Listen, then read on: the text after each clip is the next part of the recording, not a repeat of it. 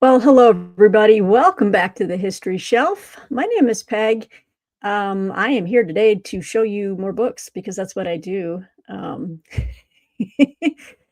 Typically, I will show you new books every month. I'm really late for May, so apologies there.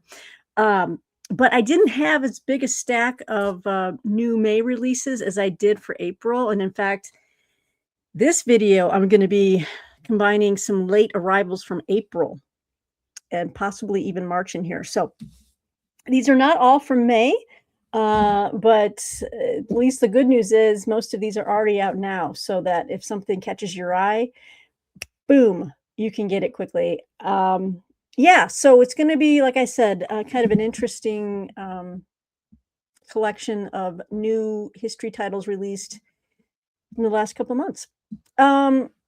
If I seem a little distracted, it's because I am living in Colorado, we barely get any rain, and we've got a big change of weather moving in.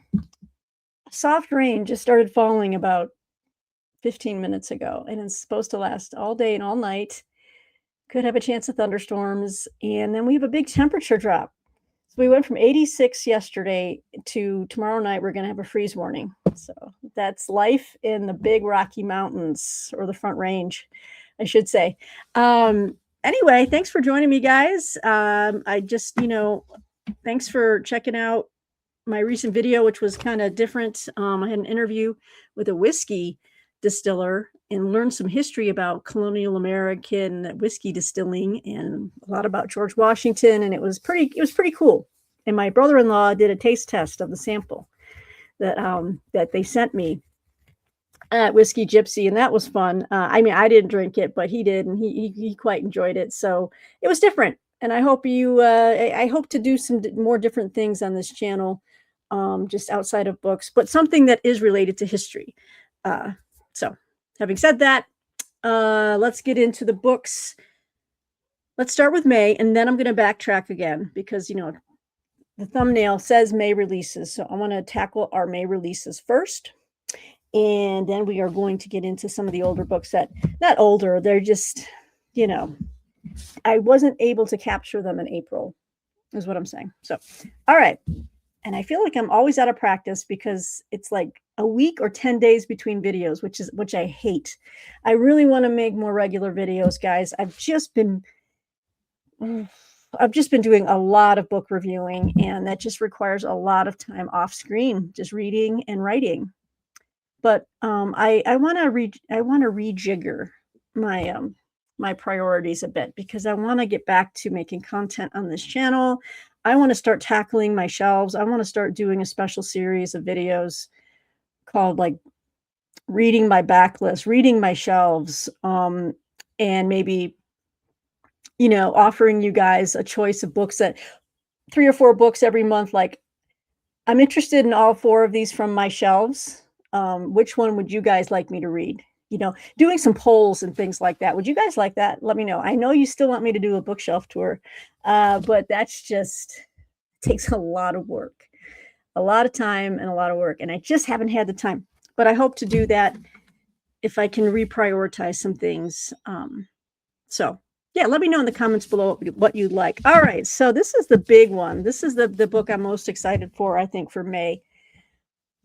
One of several, but this one's up here. This is a historian that I have read quite a lot of, and I've read him in along with my friend Bill Rutenberg. We have done many buddy reads with this author, this historian, and this is his new book out this month, American Patriarch: The Life of George Washington by H.W. Brands.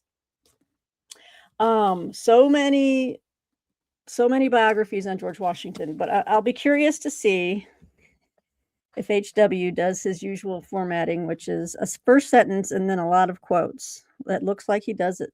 Yeah. He'll write a sentence and then, and then he goes into a lot of quoting.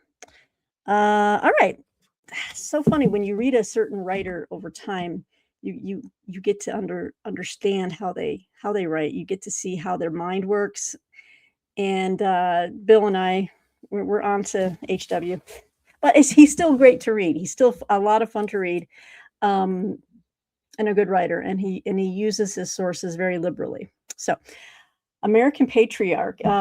Who's the publisher on this? I want to thank them for this copy. This is Doubleday. All right, so let me give you a rundown on what HW is going to cover in this book. George Washington was a singular figure in American history, and he remains unmatched. In his military career, Washington was more than just a leader. He was the embodiment of the American Revolution.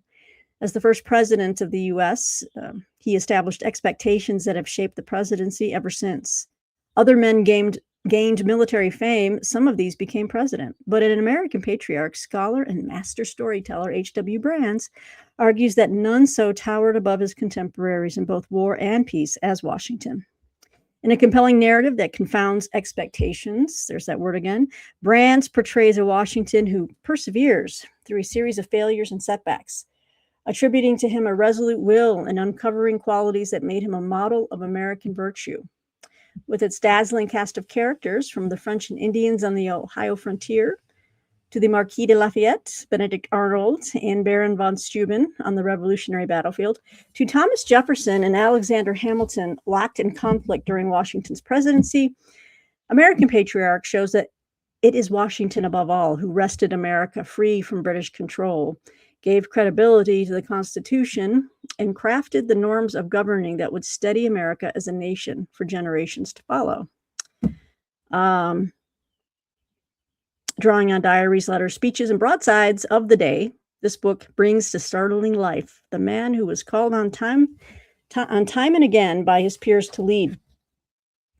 Let's see. Book comes in around, it's over 600 pages. Yeah, so I'm excited. Don't know if my friend Bill wants to buddy read this one. There's another one that I'm going to be showing here in a second that I think is our next buddy read. Correct me in the comments if I'm wrong, Bill. And as we always do, we'll do a book chat video to kind of wrap up our buddy reading adventure. Right now, we're doing, along with Brian M.R., who has his own channel, and I'll link both of their channels below. Good friends, and we enjoy buddy reading together. I think his channel is the Krusty Codex. I think I'll put his channel below. Anyway, we are reading James McPherson's Battle Cry of Freedom, the classic Civil War 1-volume history. For me, it's a reread. I think it is for all of us, but maybe except for Brian, this might be his first time reading it. So I got stray hairs going on there. But anyway, there's another book I think we want to tackle next, and we just have to see if we'll see if Brian wants to join us and grab a copy of that book. But stay tuned, because that's coming up in our April backlog here. So, American Patriarch from H.W. Brands, Doubleday Books. All right, next book is from Simon and Schuster, and they contacted me to see with a few like a handful of books that are coming out this spring and summer, and I put in my choices, and they sent me a couple of them actually, and this one sounds really good. And I think Martine, who is Irish, told me about this, and she knows a lot about this subject. So they've actually written a book now on this, and this is called The Fallen: The Lost Girls of Ireland's Magdalene Laundries and the Legacy of Silence, by Louise Brandgen. Again, from Simon and Schuster. And this is tough. This is tough stuff right here. So, okay, following independence in 1922, Ireland began to chase a dream: to become the perfect Catholic nation. But purity had a price.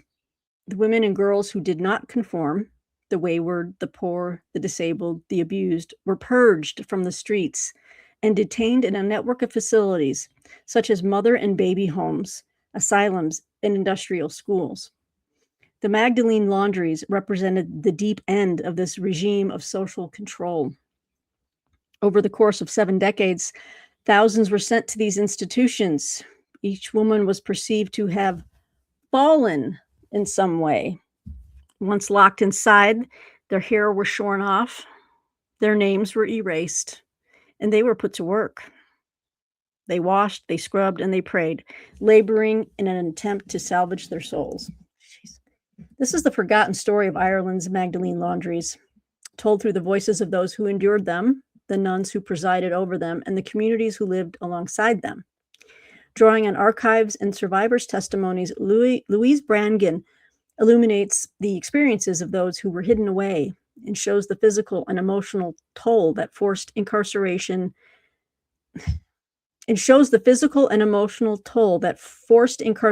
had on generations of women. Unflinching and compassionate, she recovers the lives of 6 women in particular: Eileen, Carmel, Nora, Catherine, Bridget, and Katie. When the gates of the last laundry closed in 1996, Ireland moved on, or so it seemed. This has remained one of the darkest and most misunderstood periods of recent history. The fallen compels us not only to confront this shameful past, but to ask a deeper question. When our history is painful and ugly, what do we choose to remember and what do we choose to forget? So, yeah, I'm sure I don't know if she's going to want to read this because she lived, she lived around these places, and she knows all about the women who were shunted off there. And, but yeah, I definitely want to understand it. I want to, it's tough stuff to read, but gosh, if you don't know, how do you avoid this stuff like this happening again, right? So this is out this month from Simon & Schuster, The Fallen. Okay. Now I have an advanced review copy of this. This came out last week, and by an ancient historian. I have so many of his books on my shelves downstairs.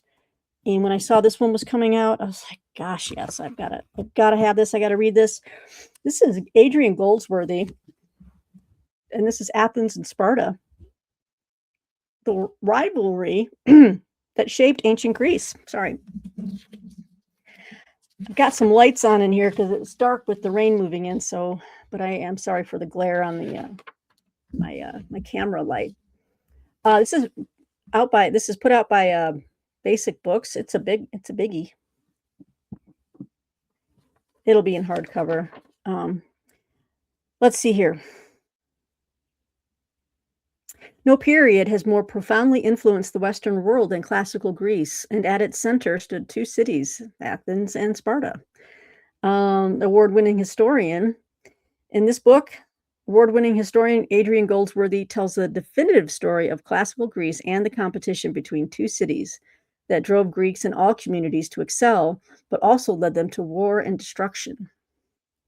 In 480 BC, the Spartans and Athenians stood side by side against the invasion of the Persians, then the greatest empire in the world. Somehow, the tiny Greek states won, in an epic that they naturally celebrated as the greatest moment in their history. Yet, barely a generation later, Sparta and Athens fought each other in the long and brutal conflict, culminating in what we call the Peloponnesian War. How and why did they go from comrades in arms to bitter enemies in such a short time? This book offers a definitive history of the relationship between brutal, militaristic Sparta and brash, radically democratic Athens. Goldsworthy recounts the cautiousness of the Spartans and the impulsive Athenians who paid the price for overreach and poor decision-making. But in the long run, Spartan dominance proved fleeting, not only over its short-lived overseas empire, but even in the Peloponnese. While Athens began to recover quickly, other cities also flourished, so the struggle for preeminence went on. For all the distance in time and attitudes, a good deal about the story of Athens and Sparta still resonates today.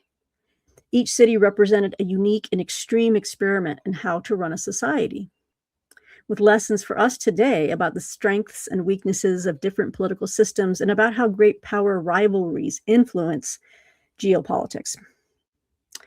Athens and Sparta narrates the incredible rise to prominence of Athens and Sparta and gives a remarkable account of ancient Greece at its height, a tale of the two cities that helped build it before almost tearing it apart. Yes.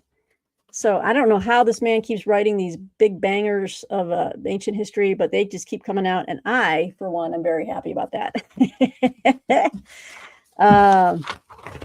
Fantastic. I love it. Hands down, his book on the Punic Wars is one of my favorites of Adrian Goldsworthy's, is the Punic Wars.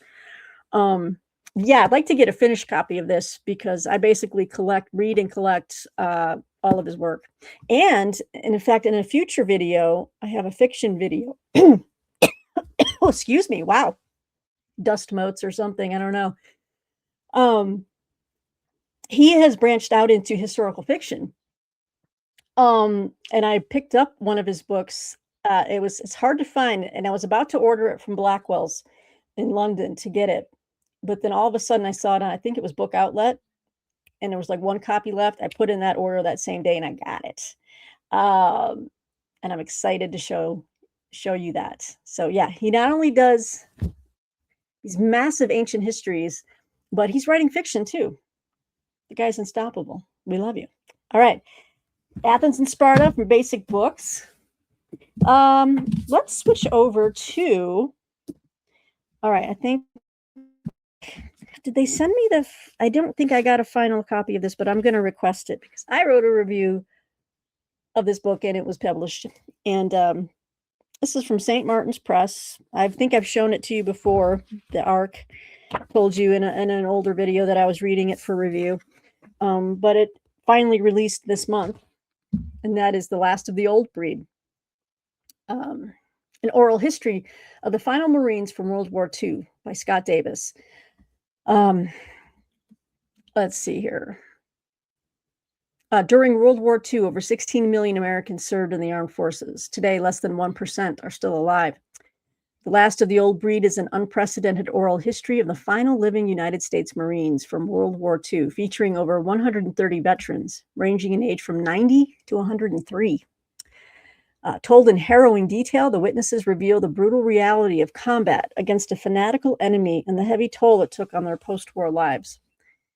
From retirement facilities, veterans' hospitals, and modest homes across the country, the last witnesses opened up about the war like never before, determined to leave an honest account for future generations. For many of the veterans, this was the first and final time telling their stories. These are stories that could not be told until now. And as you can see, it's just, let me get in there so I can show you. See, just small little remembrances. I think they broke it down by operation or theater. Yeah, like chapter 8 was on Tarawa.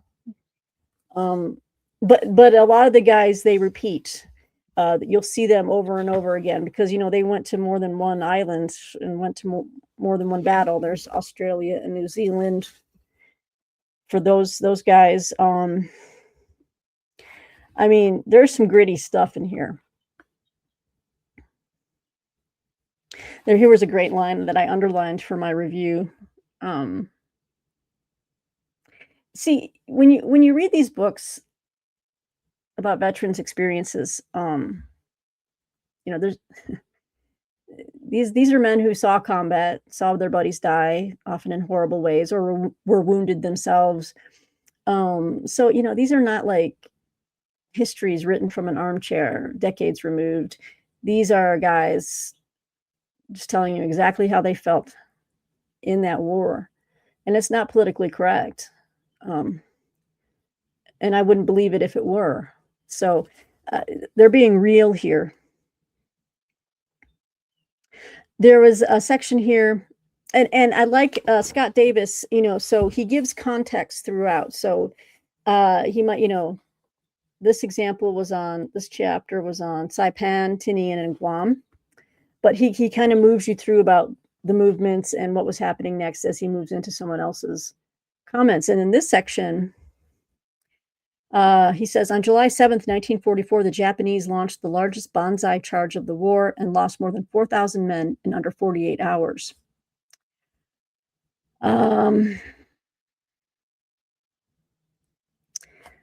So the Marines and soldiers advanced north, destroying additional pockets of resistance and extracting civilians from the battlefield. Okay.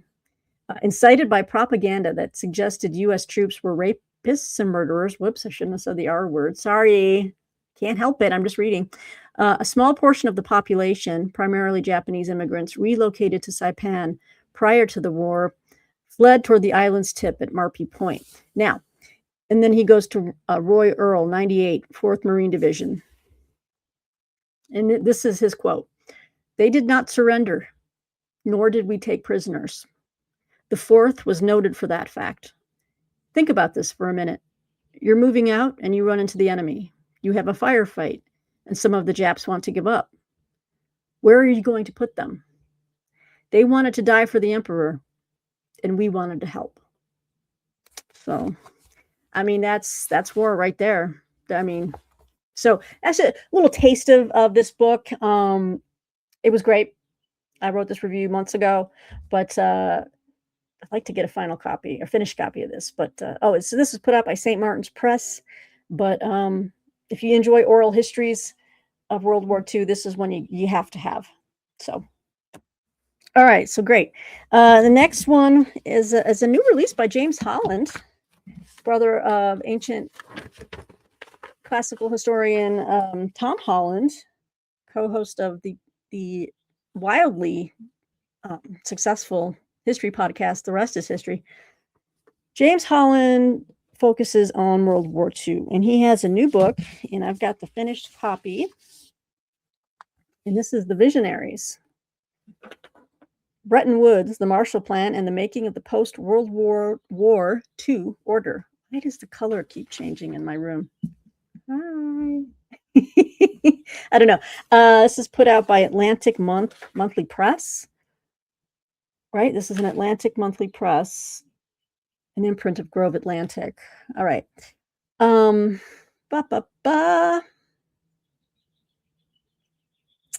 yeah. And James Holland also has his own wildly successful history podcast known as We Have Ways of Making You Talk. All World War II stuff.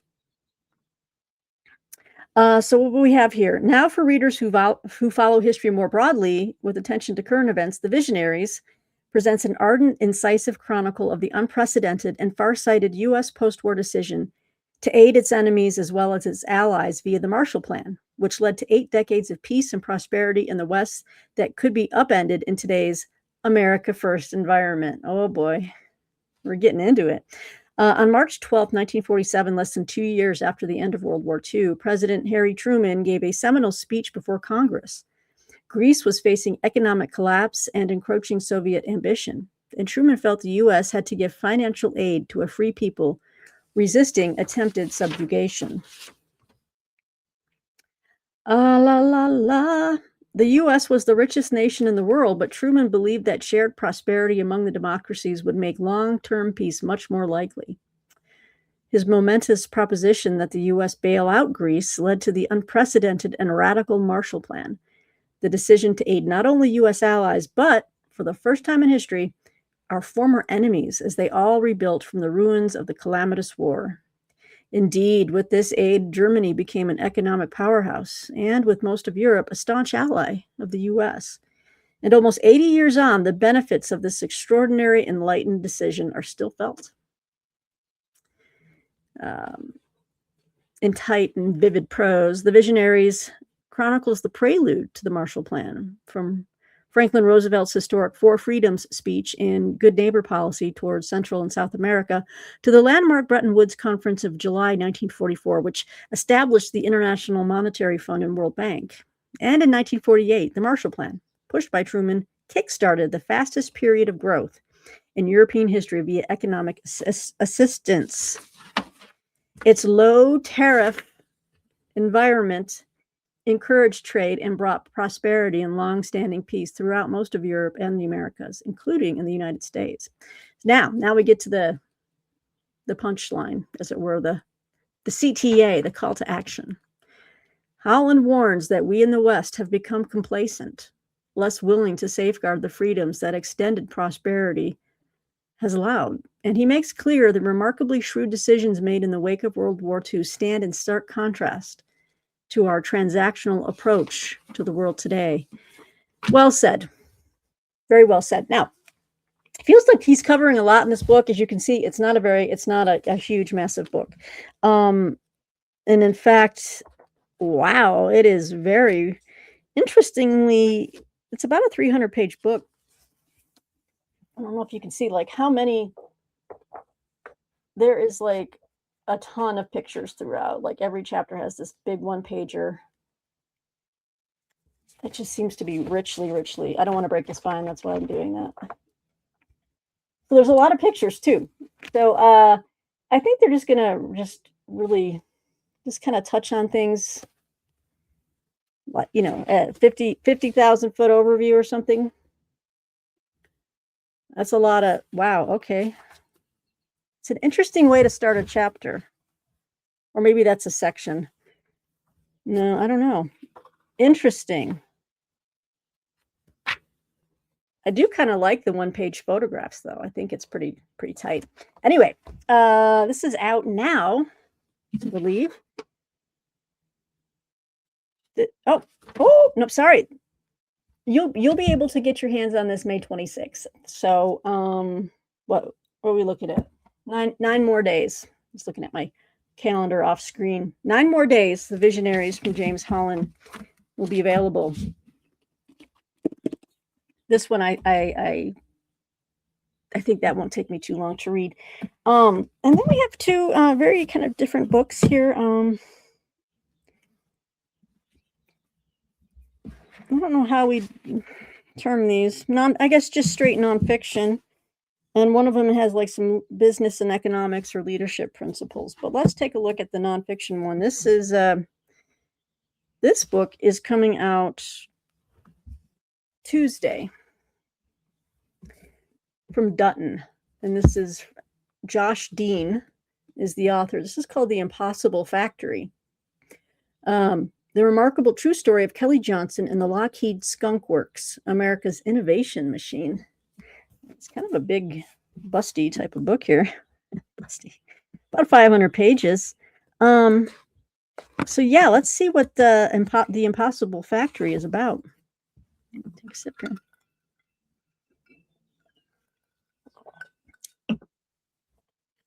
This is the extraordinary true story of Lockheed Martin's Skunk Works, the radical innovation hub that designed the greatest airplanes of the 20th century, and the visionary who made it possible. Forget I left my name up there. It began with a humble warehouse building in Burbank, California, and a charismatic young engineer named Kelly Johnson. In 1938, Johnson, who was then freshly out of the University of Michigan's School of Engineering, got the idea for a small, agile, disruptive engineering shop, one that could help America's war machine innovate more quickly. By 1943, with the U.S. now in World War II and desperate for new technology, Advanced Development Projects, later nicknamed the Skunk Works, was born. During Johnson's 47 years at Lockheed Martin, the Skunk Works developed at least half a dozen planes that would have been the capstone achievement of anyone else's career. There was the P-38 Lightning, which outdueled Axis pilots over Europe and the Pacific. The XP-80, America's first ever fighter jet, which did indeed help the Allies win World War II. The Constellation, the first passenger plane with a pressurized cabin, which revolutionized commercial air travel. The U-2 spy plane, which could reach an astonishing altitude of 70,000 feet, enabling it to fly dangerous covert missions in Soviet airspace during the height of the Cold War. And perhaps most famous of all, the A-12 SR-71 Blackbird, one of the most unusual and iconic planes ever designed. But the planes were only part of Kelly Johnson's legacy. There was also his management style, which would come to shape organizations for decades to come. Under him, the Skunk Works' structure, flat management, no red tape, extraordinary speed, quickly became the model for nurturing innovation and eventually would fuel the nimble startups of Silicon Valley. Half a century before Mark Zuckerberg coined the motto, move fast and break things, Kelly Johnson was living that mantra, and at the same time helping the Department of Defense secure the fate of the free world. Yes. This, I think I'm gonna really enjoy because I really enjoyed a book kind of similar. It talked about an innovator, it talked about an inventor, um, and in fact, I was just contacted by the publicist of the book. I wrote a review of the book, and they appreciated that. This was months ago, and raved about it on my socials, as you know. The publicist came back and just reached out and said, "You wrote a review of this book, and, you know, our author would love to, would you like to talk to him and have an interview about it?" And I was like, "Well, I still didn't know that you're promoting the book. I'd be happy to." So, actually, I need to reply to her, but I was thinking I need to go back, read my review. I'm gonna probably look at that book again, and it's called The Warheads. It was amazing. It really just opened up my eyes, and just the way it was written. It wasn't, you'd think that a book about, like, the yeah, the warhead capability that, it was designed from a chip that was, like, I can't even do it justice right now. I need to pull the book out again. But the storytelling, I mean, these technology that was used for warheads eventually moved into GPS systems, eventually moved into the smartphone. I mean, it's just amazing. It was a great book. So, I'm gonna look at, interviewing the author of The Warhead, and, because I can't recommend it enough. And this book sounds kinda similar along those lines, talking about one man's genius, his management style, and, his creations. So, this is great. Yeah, so this book comes out Tuesday from Dutton, The Impossible Factory by Josh Dean. Yeah, I thought this was something else entirely, so this is like another winner chicken dinner, uh, of just like a book about innovation and how it helped in World War II and beyond. So yeah, this is great stuff. Plus it's talking about aircraft, so I love that. All right. And then this one is kind of more of a like find your potential, but written by let's see.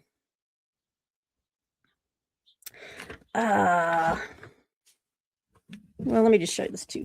This is from HarperCollins Leadership Imprint series, and this is called Dark Horse: Harnessing Hidden Potential in War and Life by Amatangelo A.J. Pascuti with Neil McGinnis. Amatangelo A.J. Pascuti. Oh, this one is coming out also on Tuesday. Okay, this is a transformative war story that challenges traditional views of toughness and leadership, where masculinity develops from empathy, grit is born from failure, and power comes from placing service above self. In Dark Horse, Amatangelo A.J. Pascuti delivers an entirely new war narrative, an intense exploration of authentic leadership, sacrifice, and the resilience of the human spirit. By challenging established notions of masculinity and authority, Pascuti shows that true strength lies in our hidden potential. Driven to serve by the events of 9/11, AJ enlisted in the Marine Corps at 17 in 2001. He embarked on a 21-year odyssey through some of the most harrowing battles of the global war on terror, serving as an infantry Marine, scout sniper, and force reconnaissance Marine, while completing 7 deployments across the globe and leading elite teams in high-stakes special ops missions, taught him that courage is useless without compassion. The pivotal moment came during his legendary sniper versus sniper duel with the infamous enemy sniper, Juba, the first sniper battle since the Vietnam War. His actions saved countless lives and recovered a stolen Marine sniper rifle, highlighting how intellect, strategy, and an ability to look at problems differently could transform the nature of warfare. Driven by a strong commitment to advocate for the voiceless and a desire to push the limits of possibility, AJ set out to reform the Marine Corps infantry education system by redefining Marine infantry training to make the finest fighting force the world has ever known even better. The challenge proved to be one of AJ's toughest battles, confronting the very institution that shaped him. But what kind of person would AJ be if he settled for anything less? Oh, this is good. Dark Horse serves as both an impactful memoir and a call to action. It's a must-read for warriors, leaders, and anyone eager to grasp the strength found in serving others and the boundless potential that resides within us all. I like this. It's kind of a mix of memoir, which I love. I love military memoir, with what he learned about leadership and, putting people first.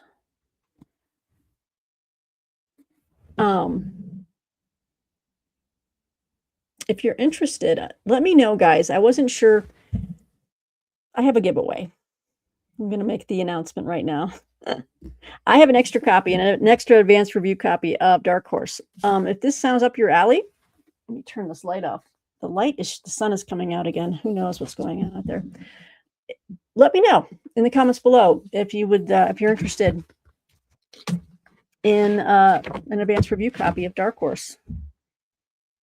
If you really want to read it, okay, because this does cost me postage. All right. And that is out Tuesday. Now we're going to move into some of the books that kind of rolled in a little late. And now we're going to move into the book that Bill Rutenberg and I might be reading next for our next buddy read, if he's up for it.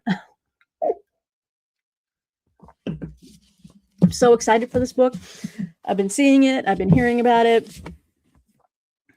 Can't wait to dig in. I've been watching interviews with the author on podcasts and so excited for this. This is This Vast Enterprise, A New History of Lewis and Clark by Craig Furman. This was put out by Avid Reader Press. This came out in April, and I got a copy, and I am ready to go. I am ready to dig into this because I haven't read a book about Lewis and Clark since I don't know when, probably when I was in grade school. A little bit after that, maybe. But This Vast Enterprise. This is a major new history of the Lewis and Clark expedition. And this would explain why I haven't read one of these books in a while, because it says, for the first time in a generation, This Vast Enterprise offers a fresh and more accurate account of one of the most important episodes in American history, humanizing forgotten figures and shattering long-held myths. I'm very excited for this. In 1806, when Meriwether Lewis and William Clark returned from their years-long journey, having led the Corps of Discovery across 8,000 miles of rapids, mountains, forests, and ravines, they bring an incredible tale starring themselves as courageous explorers, skilled survivalists, underrated scientists, and beautiful ambassadors. That says peaceful ambassadors, but they could have been beautiful. We don't know. While there is truth in those descriptions, there is also distortion. From one of the most exciting new historians to emerge in the past decade, This Vast Enterprise offers a bold and novel take on the expedition, a gripping narrative that draws on lost documents, stunning analysis, and native perspectives. Craig Furman spent 5 years visiting more than 30 archives, interviewing more than 100 sources, and collecting oral history passed down over centuries. That's impressive. He came to see that the success of Lewis and Clark depended on much more than just Lewis and Clark. We all know Sacagawea, and some of us know York, the black men Clark enslaved, but This Vast Enterprise introduces us to John Ordway, a working-class soldier who fought fearsome grizzlies and towed the captain's hulking barge. It introduces us to Wolf Calf, a Blackfoot teenager who watched his friend die in a tense battle with Lewis and his men. To capture this cast of characters, each chapter in the book moves to a different person's point of view, describing their desires and contradictions with an unprecedented level of care. One chapter shows Thomas Jefferson operating in an age of bitter partisan unrest. His secret political maneuvers to fund the expedition, revealed here for the first time, are a case study in presidential power. Another chapter shows the strategy and strength of Black Buffalo, completely upending our understanding of Lakota American diplomacy. York, in his chapters, finds ways to wield power and make choices in an era that didn't allow him much of either. Clark is not a folksy Kentuckian, but a student of the Enlightenment. Furman discovered his college notebook. No previous biographer even realized that he went to college. This is amazing stuff right here, guys. This is setting the bar moving forward. This is new scholarship. This is new evidence, new documentation. This is going to blow the doors off the story. Lewis is someone willing to sacrifice everything for his country, his mission, and his mentor, Jefferson. In Furman's subtle yet heartbreaking analysis, Lewis's legendary strengths are inseparable from his lifelong weaknesses. In the end, the captains are men who needed help from Sacagawea, from the Corps, and from each other. Mile after mile, the expedition pushes on through dramatic hailstorms and flash floods, life-threatening frostbite and infections, rattlesnakes and rabid wolves, with the Spanish cavalry in fierce pursuit. Furman balances the story's inherent adventure with the humanity of its protagonists. This vast enterprise is more than just a work of history. It's a testament to the power of innovative research and emotional storytelling. You can do it, historians. You can wed the two. You know, when I think of some of the books I've read that didn't need to be as dry and dusty as they were, it's like you can do both. Innovative research, emotional storytelling. It's possible. And it's also a thrilling reminder that even the most familiar moments in history can still surprise us. So as soon as we're done with and take a break from Battle Cry of Freedom, I think this is going to be my next buddy read with my guy or my guys, depending on if Brian MR can get it. Okay. If he wants to read this, I don't know. But anyway, so excited for this. All right. This next book is from Norton, and this actually came out, was it April or was it March? This was March. So a little, like I said, there's a couple in here. But I wanted to make you guys aware of this because this is kind of part of my my love of antebellum history, Civil War history, all that kind of good stuff. This is In the Shadow of the Great House, A History of the Plantation in America by Daniel Rood. Put out by W.W. Norton. Look at that. Nice big beefy work. It's about 500 pages. All right. Over the last few decades, and especially in the last 10 years, our understanding of slavery has been transformed by the work of many talented scholars. We have learned a great deal about the actions of enslavers, the struggles and victories of the enslaved, and how the afterlives of American slavery persist into the present. Yet Daniel Rood's In the Shadow of the Great House is one of the first contemporary books to focus on the primary engine of slavery, race, and capitalism in this country, the plantation.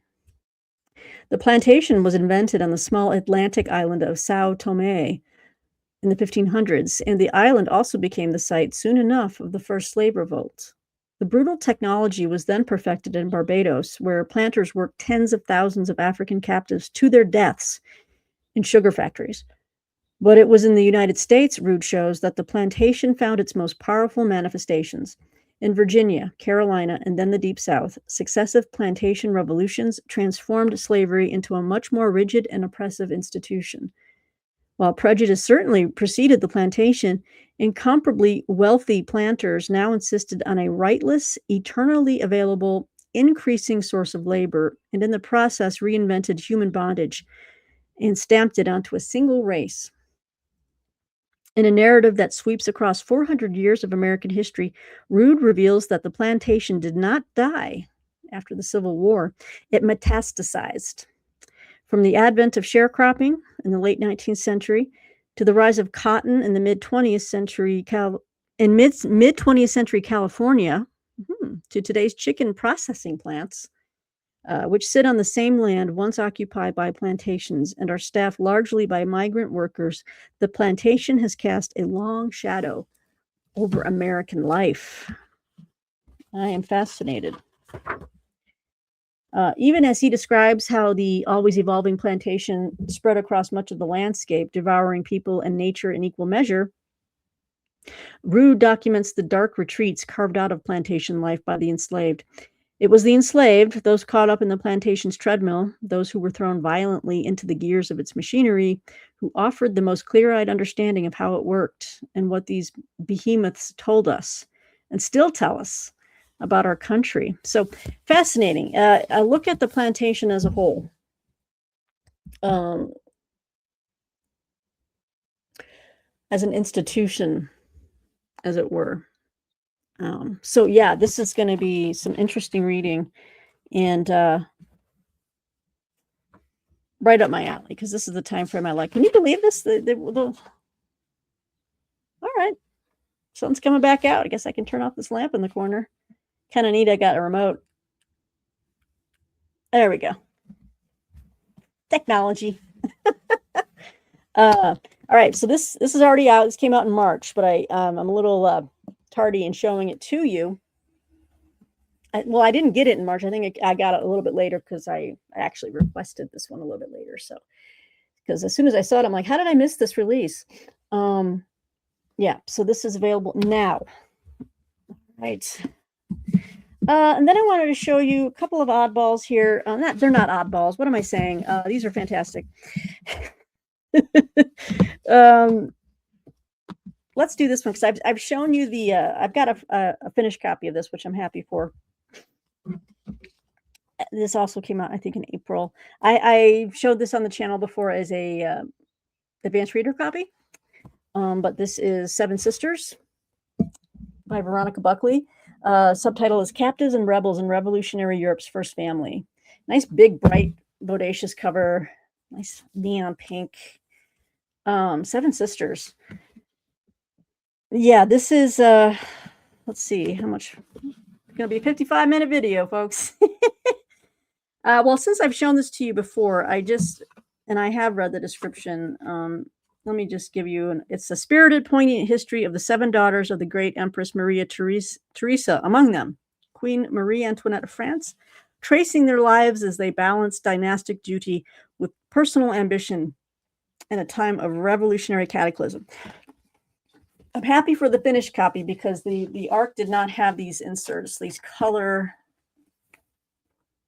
okay, the paintings, the portraits, all that good stuff. So you can put some names to faces. Whoa. What is going on here? Whoa. Wow, what's going on? Is it the painter? I certainly hope it wasn't the subjects, because there's something funky going on with these faces. I don't even know. Anywho, you got to have a laugh. A larf. Wow. Are these Habsburgs by any chance? Look at this. What is with the nose, my bro? Anyway, having fun. This is put out by Viking Books. This is out now, Seven Sisters, by Veronica Buckley. Okay. This is like straight up like kind of like social history, nonfiction. This is put out by Little Brown, and this is The End of Violence, Eliminating the World's Most Dangerous Epidemic, by Gary Slutkin.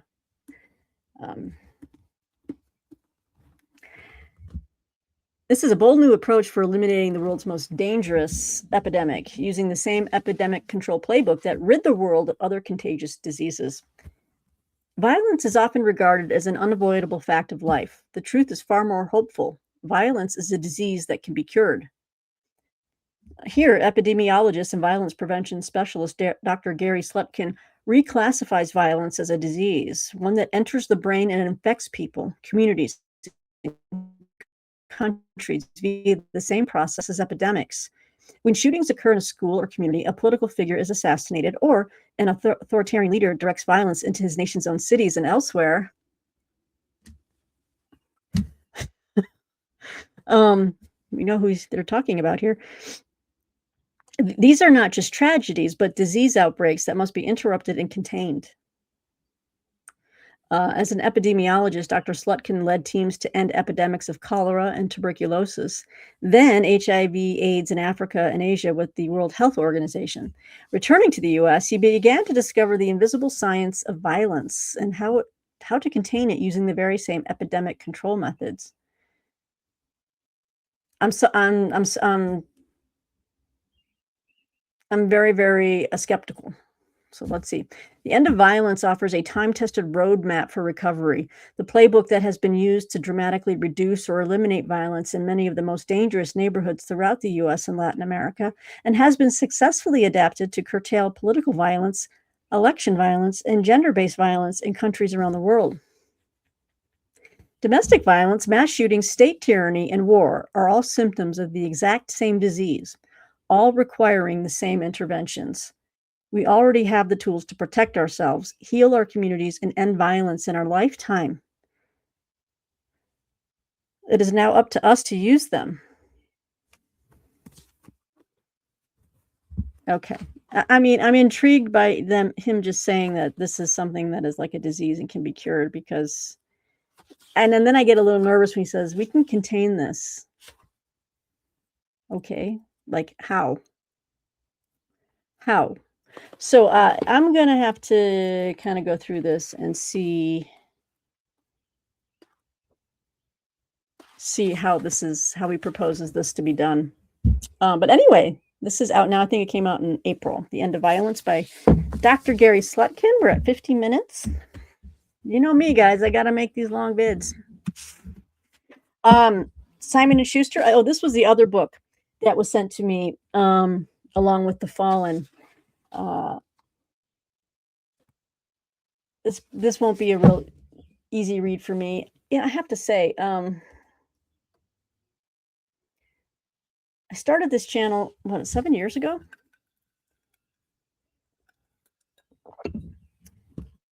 Stray away from politics, tried not to talk about it. I've done it many times recently, several times. I still try to avoid it though. But I tell you what, this pa this past 10 years, man, I have really just, I've just seen, like I'm always identified as a moderate conservative, I'm a veteran and I support the troops, but that doesn't mean, you can be in the left and support the troops because 'cause I'm not saying that's completely a conservative thing. Um, also, I'm not, like, pro-war. I don't I don't I'm against this war in Iran. I say support those who serve because the military people are the ones that gotta pay the price going over there, and it's just like, they don't wanna go. They don't wanna be there, you know? But we go where we're told because that's what we do. Anyway, I used to love reading books about conservatism and conservative thought, but I get so pissed off now because I feel like this administration has just hijacked that word. It has no meaning anymore because everything is wound up and wrapped up in being you're either MAGA or you're not, right? And it's just like, what happened to like classic conservative thought, and Russell Kirk and, you know, uh, dare I say William F. Buckley Jr., now it's turned into something that is just is disgusting. It's disgusting. And I haven't renewed magazine subscriptions. Um, Places that I used to respect, places I used to read. I can't read them anymore because all they do is just fawn over and kiss the ass. Okay, I'm not going to go any. I can't go further. I get really angry because I feel like a whole intellectual movement is now dead. It's moribund. It's gone because of this fool. This populism is just not a good thing, folks. And now we have its fascist tyrant running our country who's not even in his right mind. So, and Republicans have no spine. I'm not a big fan. I'm such an independent people. I've been an independent, registered independent most of my life. The latter part of my life, because I realize both sides are full of you know what, to some extent, but especially these days, I can't even look at the Anyway, so this book's going to be hard to read, but at the same time, it's going to fill in some holes, going to fill in some gaps. Sorry for the rant. I know I'm going to get some comments on there from people like, "Ooh, Trump derangement syndrome." It's like, you're the one deranged if you don't understand or see what's going on and you don't care. I can't help you. You're the one that needs help. There's my disclaimer for anyone who's going to send out a crappy comment. But anyway, from Simon and Schuster, we've got Revenge for the 60s. Sam Alito and the Triumph of the Conservative Legal Movement by Peter S. Canellos, author of The Great Dissenter. Okay, so Sam Alito, Revenge for the 60s. Okay, when the Supreme Court handed down its decision in Dobbs versus Jackson, the landmark case overturning Roe v. Wade, it marked a turning point in the lives of millions of Americans.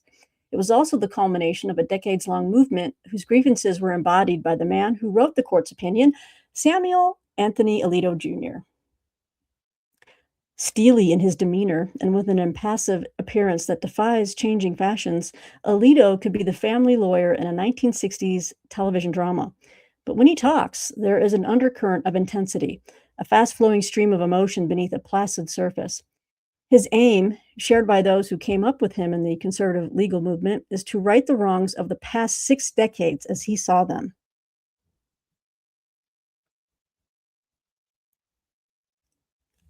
I only pause because I'm like, that's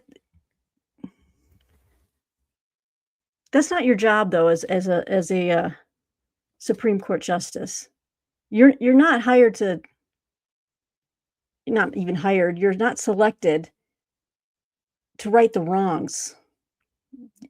You're there to judge cases according to the,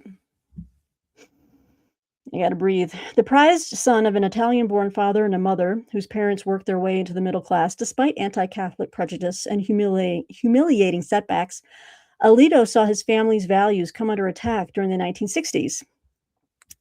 Now we know the title, Revenge. And later, when he was at Princeton, as the Vietnam War raged and women demanded equality, those damn women, if you just would have not, you always screwing things up asking for equal rights. The Federalist Society provided a safe space for Alito and those like him, and he moved quickly up the judicial ladder to eventually land on the Supreme Court. Yay! There he has been aggressive in pushing the law toward the right, bringing the conservative legal movement full circle and overruling Roe v. Wade. Revenge for the 60s shows how Alito's ethnic and religious backgrounds, his intellectual confidence, and his unyielding determination are all illustrative of a group of men and women who, driven by resentments, embarked on a mission to change the rules that govern society.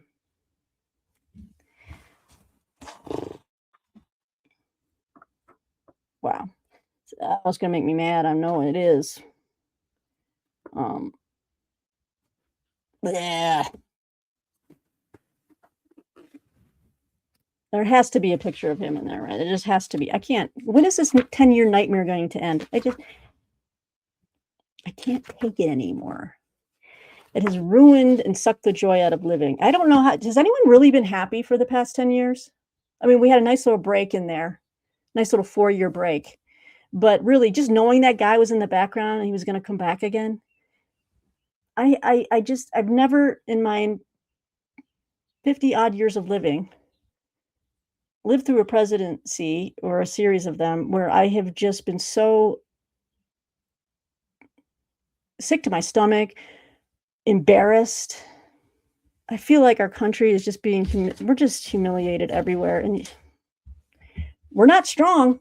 We're not looking strong out there, folks. Let's just hope the midterms happen, huh? Tell you what, I'm going to be out there. Oh, I'm going to be out there. And if I have to help in a daisy chain to make sure that people of color or anyone else trying to get to the polls are not accosted by, the brown shirts, as it were, I will. Because this is not what our country stands for. This is not what I wore a uniform for. Sorry. Gosh, I'm getting angry. Now people are gonna hate this video, I'm sure, but anyway, but at least I saved it for the last half of this video when no one's watching past 20 minutes anyway, if that. Only my hardcore ride or die viewers. Anyway, Revenge for the 60s. Wow, this is gonna be a wild one. That's out now. And then we've got a little book here from The Experiment. If you're looking for a short history on, you're trying to get like someone young, someone, just starting off reading history about the United States, they just put out this cute little book here called The Shortest History of the United States by Don Watson. It says, subtitle is From Revolutionary Roots to Global Superpower, The Remarkable Rise of the World's Oldest Democracy. I've already it says it's got 77 black and white photos and illustrations. I've already kind of gone through it, especially like Civil War stuff and Reconstruction. Moves through it very quickly, obviously. Like a great awakening in Civil War through Reconstruction and Gilded Age. He gets through that in about 40 pages. So, this is a high overview. But this could be a good gift for, anyone graduating or, just starting off, just to wet their whistle. So this is out now from The Experiment. Now, this is the work of fiction. I'm at an hour already, guys. I might show this again in another video because I feel like most people are going to miss this. But I've seen this on Johnny Keene's channel. I've seen it on a few others. And I already had a copy of this novel, but it's in the first edition. So I've got 2 editions now. The first edition that this press put out, but this beautiful new edition. So thanks to Dalkey Archives, the Dalkey Archive Press, for the brand new edition of The Tunnel by William H. Gass. I would love to do a buddy read with someone on this. Because this one it's got history in it, but it's also a very innovative, different type of novel, very different from anything I read before. But I'm intrigued. I want to be challenged, and I want to see what this is about. So I'll tell you a quick overview of what this is. Perhaps even more chillingly relevant today than it was 30 years ago, this gripping and deeply personal interrogation of fascism, this is why I want to read it, returns to print at last in a remarkable full-color anniversary edition. The Tunnel, William H. Gass's colossal second novel, thundered onto the literary scene in 1995 after 3 decades at the typewriter. Hailed by many as an indisputable masterpiece, reviled by others as a suffocating and overwhelming experiment, The Tunnel has been voraciously studied by readers ever since. This is the story of a middle-aged history professor who, upon nearing completion of his magnum opus, Guilt and Innocence in Hitler's Germany, finds himself implicated in his own research and begins to write a parallel work of history, his own life's story. Fearing that someone might find these confessional pages, he begins to dig a tunnel out from beneath his home in an attempt to hide or escape from the past that he has so diligently cataloged. The Tunnel is many things, an awe-inspiring and apocalyptic novel that reckons with the accumulating brutality of the 20th century, a mirror asking readers to confront their own potential for darkness, and the crowning achievement of one of America's great prose stylists. So this is the first book that I will have read of William H. Gass's work. I watched Johnny Keene rave about his other, this one and a lot of his other books and his essays and things like this. This would be my first time reading William H. Gass. So I hope it goes well. Don't know if anyone else is out there, if there's like a book buddy read of this anywhere out there, but I'd like to get in on it because I think this is a book I want to talk about as I'm reading it. So if anyone is interested in this and having a buddy read and getting on Boxer, let me know in the comments below. I'll reach out to you if you are. Let's talk about it. Let's see what's going on. I know I'm already over an hour, and I feel like, yes, I've lost a lot of viewers, but thank you, Dalkey Press. I can't wait to get started, and we'll have some feedback on this as soon as I can find a buddy reader or 2. But let me say, that type of book, the one that kind of challenges you, I was gonna mention this book later because it doesn't come out until September, but it's a new novel, and it rocked me. It's one of the best novels I've read in a while because it challenged me. It was a mirror to me. Um, and I do wanna talk about it. I'll give you a taste because I've already mentioned it. So for those of you who have hung out this long, I can't leave you hanging. But I will do another video closer to September when this book comes out to talk about my feelings about it and how it challenged me. But I wrote a review of it, which is going to be published without a byline because I'm supposed to be anonymous. So I won't say where it's publishing, but it should be coming out in the next month. But this book challenged me. And in fact, I asked for a finished copy because I want to reread this. But I want you guys to keep your eyes out for this book. It's coming out from Liverite in September. And this is by Terrence Holt. Is this his first novel? Or his first work of fiction? Or it's his first novel in a long time, I think, as well. Okay.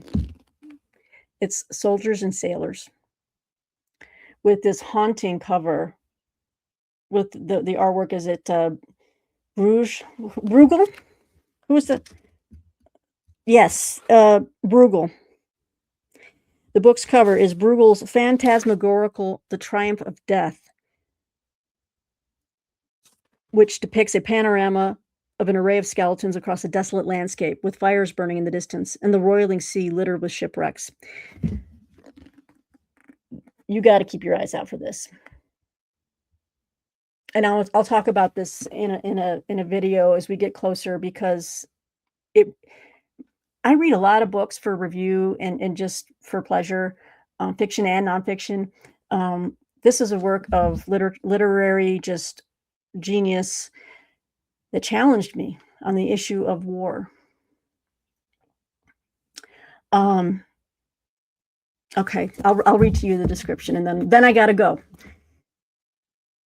Okay. Oh, and then this might appeal to some of you who read Lincoln and the Bardo. They're kind of comparing. They're saying it's similar in the tradition of set in Adams, Illinois, a once thriving Mississippi river town. Soldiers and Sailors is a haunting war novel by award-winning physician Terrence Holt that follows the tortured life of Dr. Hal Adams as he flees a medical practice and returns to his decaying Midwest home. Accepting a job as a staff physician at a veterans home, Hal encounters patients, whether real or imagined, who transport him to the horrors of World War II, his only relief being a receptionist named Nell. Adams must reckon in ancient mariner style with the grotesque, subterranean realities of war, be it unspeakable murders in the caves of France, the Battle of Midway, or the jungles of New Guinea, weaving together his patients' relentless nightmares with the trauma of his mother's death and father's apparent suicide. Soldiers and Sailors, with its salvos of some of the most rhapsodic prose in recent American fiction, recasts the great American epic for the 21st century. And it delivers. I'm going to tell you right now, it delivers. I can't wait to reread this. I've got so many things underlined in here. It's haunting. Anyway, future video, I'll do like a short book review, kind of just talking about how it changed me and my thinking. Anyway, so with this, I mean, I bring this up because this sounds like this book kind of does the same thing. It holds that mirror up to you, you know, and makes you question your beliefs a bit. So, having said that, thanks for sticking around for this very long video. Now, June releases are banging. Already got the stack down here. I've got quite a few new June releases coming up. So I can't wait to show you those as well. In the meantime, guys, thanks for joining me here at the History Shelf. Give me a like, give me a subscribe. Help this channel to stay on the air, as it were. Thanks, everybody. Talk to me below in the comments. Let me know what you thought. Check out Bill and Brian's channels. I'm going to be linking their channels below. Subscribe to them, like their videos. They're awesome. Let me know what you think about a buddy read on any of these books, really, but mostly The Tunnel is what I'm looking at. Can't wait to read the Lewis and Clark book. So there's more to come. You know, I'm always working in the background. Even if you don't see a video, just know I'm working. I'm working for you. I'm working for the authors out there and the books I'm reviewing, and I love it. I love what I do. So blessed. So apologies for the ranting. I didn't mean to go there. It just happened. It rarely does on this channel. So just please be kind. Anyway, guys, take care, and I'll see you next time on the History Shelf. Bye.